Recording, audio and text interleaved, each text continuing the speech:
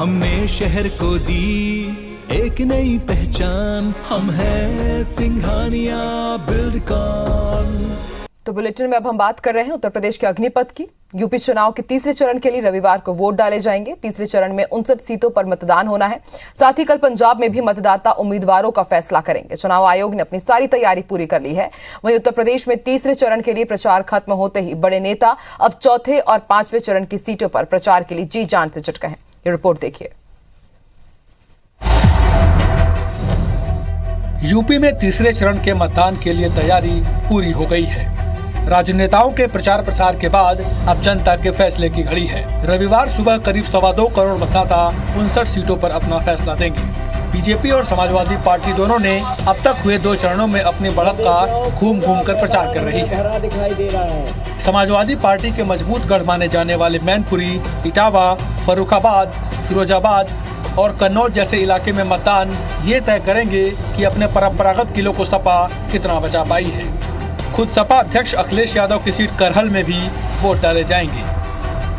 पीछे आतंकवाद और बाहुबलियों को लाने वाली सपा सरकार चाहिए या डिफेंस कॉरिडोर और पानी लाने वाली भारतीय जनता पार्टी की सरकार चाहिए। महिलाएं असुरक्षित रहती थी, बेटियां स्कूल नहीं जा पाती थी, लेकिन 2017 के बाद आपने देखा होगा अब उत्तर प्रदेश में कर्फ्यू नहीं लगता, अब दंगे नहीं होते।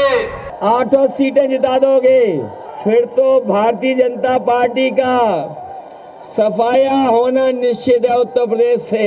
5 साल आपकी सरकार थी, महंगाई इतनी बढ़ गई है कि कोई सामना नहीं कर पा रहा है। पेट्रोल डीजल के दाम बढ़ गए हैं, सरसों का तेल 200 रुपए का मिल रहा है, गैस का सिलेंडर 1000 रुपए का मिल रहा है, तो कोई सोच भी नहीं सकता। अगले चरण की सीटों के लिए पीएम मोदी रविवार को हरदोई और उन्नाव में 2 बड़ी रैली करेंगे। वहीं पीएम रायबरेली की 7 विधानसभा सीटों के लिए वर्चुअल रैली भी करेंगे। गन्ना किसान, परिवारवाद और राम मंदिर से होते हुए तीसरे चरण में आतंकवाद का मुद्दा भी सामने आ गया है। अहमदाबाद के सीरियल बम ब्लास्ट में जिन 38 लोगों को फांसी की सजा सुनाई गई है, उसमें एक मोहम्मद सैफी आजमगढ़ का है।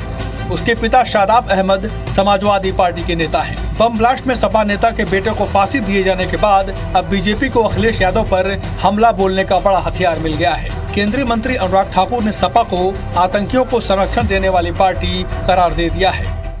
2012 के मैनिफेस्टो में समाजवादी पार्टी देश की पहली ऐसी पार्टी थी, कोई पॉलिटिकल पार्टी की, जिसने मैनिफेस्टो में वायदा किया था कि मुस्लिम युवाओं को टेरर चार्ज को छोड़ दिया जाएगा, वापस लेने की बात कही थी।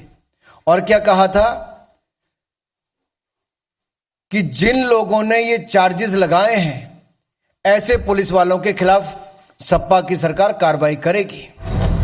तीसरे चरण के बाद 150 से ज्यादा सीटों पर मतदान पूरे हो जाएंगे। जैसे जैसे मतदान के चरण पश्चिमी यूपी से राजधानी लखनऊ की ओर बढ़ते जा रहे हैं, मुकाबला दिलचस्प होता जा रहा है। अब आगे की एक एक सीट बेहद अहम होने वाली है। बीजेपी ने पूरा जोर लगा दिया है कि अगर पश्चिम और मध्य की सीटों पर वो अच्छी टक्कर देती है तो पूर्वांचल में योगी मोदी के दम पर शायद वो चुनाव निकाल ले जाए। वहीं कांग्रेस और बीएसपी के साथ ही ओवैसी की पार्टी भी अपने गठबंधन के साथ दोनों बड़े दलों को चुनौती दे रही है। रामकृष्ण शुक्ला और पृथ्वी अरोड़ा के साथ विजय दीक्षित, IBC 24 लखनऊ।